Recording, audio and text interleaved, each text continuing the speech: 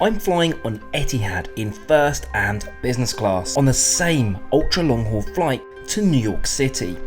This has not been done on YouTube before, mainly because what idiot would pay 13k? Well, I'm just messing. I'll share how I managed to get this much cheaper in just a second. Good morning guys, and welcome back to the channel, and welcome to Abu Dhabi International Airport. So ordinarily you'd have two separate entrances. At the minute there's only one open, so you go through the business class section and over here to the first class. After some initial confusion over me being allowed into the US, thankfully all good, I was off through security. Now it is time to go and check out the lounge. Now something to note today, basically there's not a separate one for first or business, and due to COVID they've amalgamated them both into one lounge. Sadly, as you'll see, there's no difference here between flying business or first class. Now what's interesting about Etihad's departures to the US is they all depart in the morning. At the moment these encompass Chicago, New York, and of course Washington DC. It seems surprisingly quite busy in the lounge. The last few times I've been in here it's been really quiet, but today there seems to be quite a lot of people. So over here is the bar, and this is where I ordered a coffee from.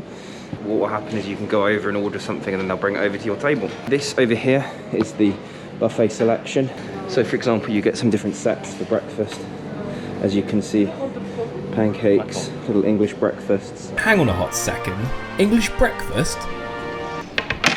So let's have a look at this little packed lunch.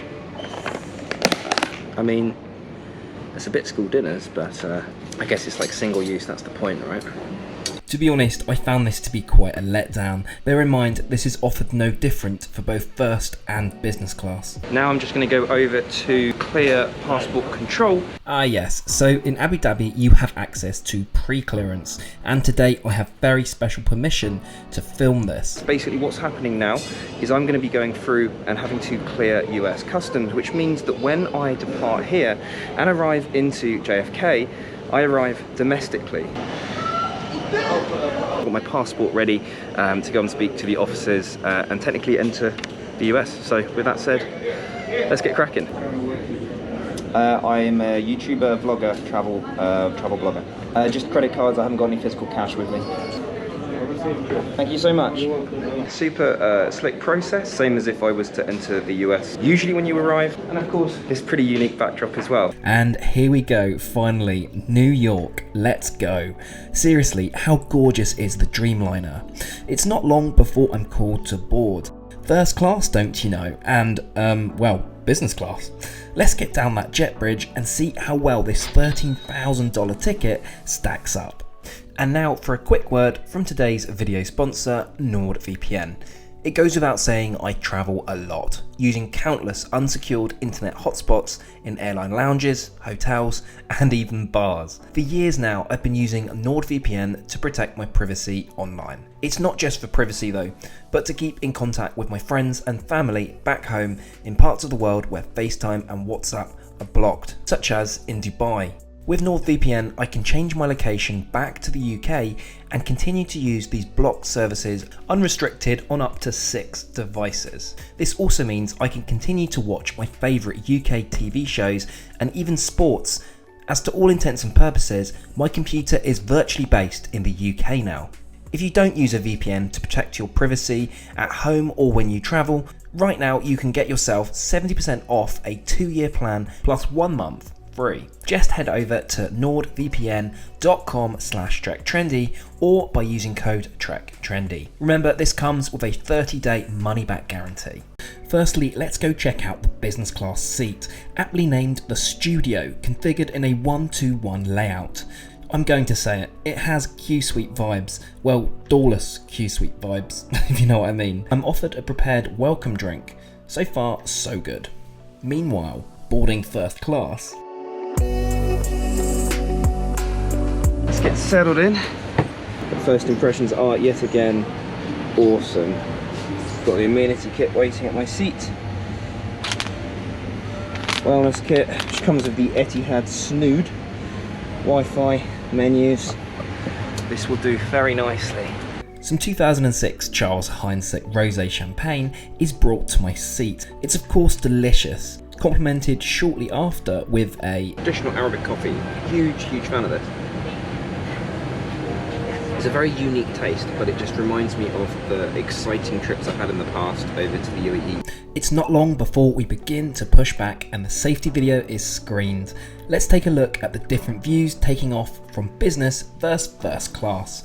I know which one I prefer. And of course, standard procedure, shoes off, slippers on. We've just reached altitude on our mega long haul flight today over to New York. Now, I've got an interesting strategy today on how to kind of adjust to this time zone. Thinking I'm going to go and have a nap. Seeing as I've not actually had any sleep whatsoever, I'm going to change into my pajamas. Back in business class, I don't have such flexibility to take a nap as I pleased, as dinner service is not on demand.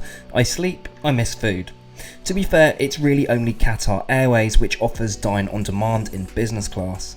So I'm in seat 11A today, which is right at the back of the business cabin. It's the most private solo seat to go for. As you can see, the aisle seat is pretty exposed. If travelling as a couple, I'd opt for the mid honeymoon seats. Well, no choice, I guess it's time for food then. The menu seems pretty much back to normal, however everything is served on one tray and at the same time. I had the Arabic meze to begin, served with olive oil and fresh breads. Next up, steak, which was terrific. I've always found Etihad to be ahead of the likes of Emirates for these. Finally, it's time for a dessert of raspberry and chocolate mousse cake, which was super. Well guys, it's time for the infamous loo review. And what's good about today is it's a loo with a view. The bathrooms in business class are not exactly over the top, but they're standard. There's nothing hugely special about them. But you do get Aqua di Parma amenities, well, just some soap, which is similar to what you get in the first class section. Talking of which, let's compare this with first class. Change into my pajamas. The other thing to note as well today is there's the Aqua di Parma amenity kit. It comes with these huge, like, they're not like, I suppose they're travel size, but they're substantial enough. A few moments later. Super comfy PJs changed into, it's time to get ready for a nap. Here is possibly one of the comfiest beds I've ever slept in the sky. I'm lucky that the cabin crew offered to make up one of the spare suites for me. All tucked up in my private suite, I'm out like a light. This is luxury travel. Conversely, in business, things aren't as plush.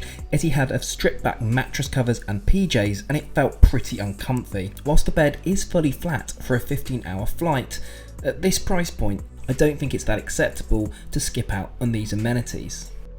Back on Cloud 1A, see what I did there? Say a good morning for the second time today. So I've taken the strategy to try and adapt to New York time from as soon as we take off. So I've just been to bed and New York time is now 6:25 in the morning. I've also got a delicious looking cappuccino here. Let's do a taste test. Oh, lovely, fantastic. You can't beat a proper coffee on a plane.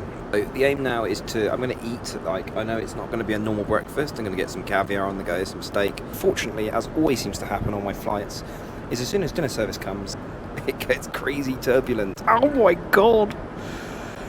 I'm in a bit of a tsunami here of my water. Crikey.